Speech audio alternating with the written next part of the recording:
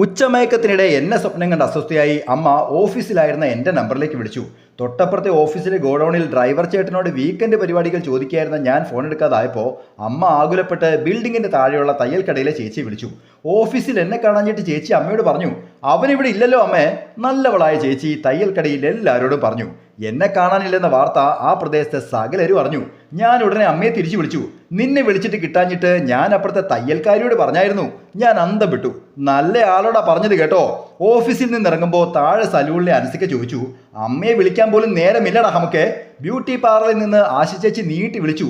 എവിടെയെങ്കിലും പോകുമ്പോൾ ആ പാവം അമ്മയോട് പറഞ്ഞിട്ട് പോടെ ചെക്ക.